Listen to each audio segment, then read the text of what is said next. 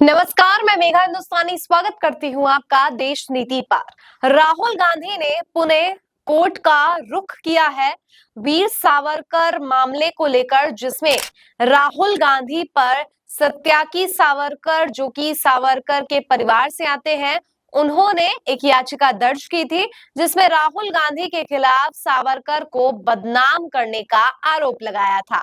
अब राहुल गांधी ने पुणे के विशेष अदालत में एक याचिका डाली है ताकि वो इस डिफेमेशन केस को समन ट्रायल में बदल दे।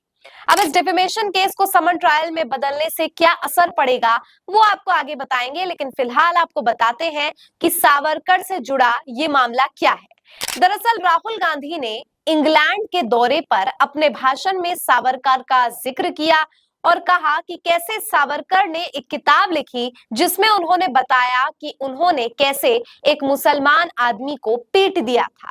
यानी एक घटना पर आधारित सावरकर की एक कहानी का जिक्र करते हुए राहुल गांधी ने सावरकर की सोच पर सवाल उठाए थे। इसको लेकर सत्याकी सावरकर, जो सावरकर के परिवार से आते हैं, उन्होंने आरोप लगाया कि राहुल गांधी ने बार बार विदेशों में जाकर, अन्य जगह जगह पर जा जाकर हमेशा सावरकर को बदनाम करने का काम किया है। भले ही ये बात इंग्लैंड में की गई हो, लेकिन इसका असर पुणे तक पड़ा है, जिससे सावरकर के परिवार को मानसिक तौर पर उत्पीड़न का सामना करना पड़ रहा है।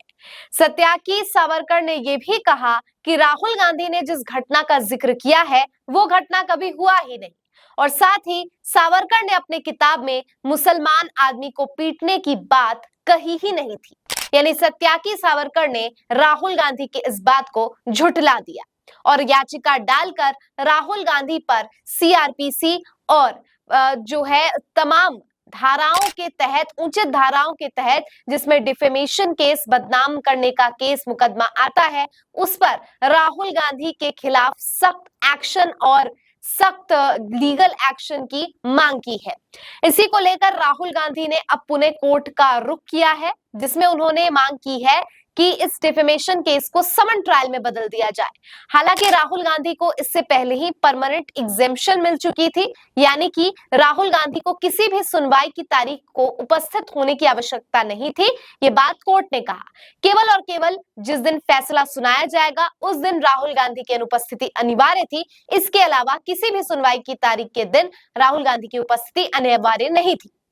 हालांकि राहुल गांधी ने पुणे में स्पेशल कोर्ट का रुख इसलिए भी किया है क्योंकि अब ये इतिहास के पन्नों को खंगालने का काम हो जाएगा।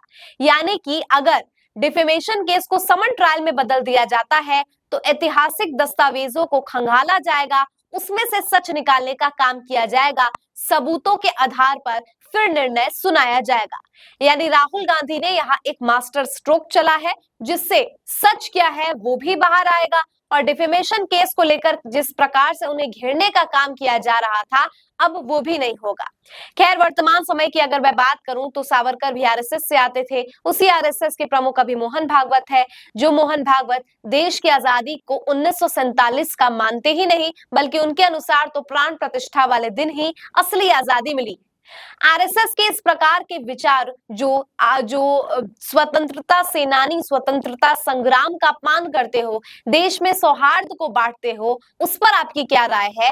और साथ ही राहुल गांधी ने अब ये पुणे का रुख जो किया है उस पर भी आप क्या सोचते हैं? कमेंट के जरिए हम तक पहुंचाइए। दीजिए इजाजत, देखते रहिए देश नीति। धन्यवाद।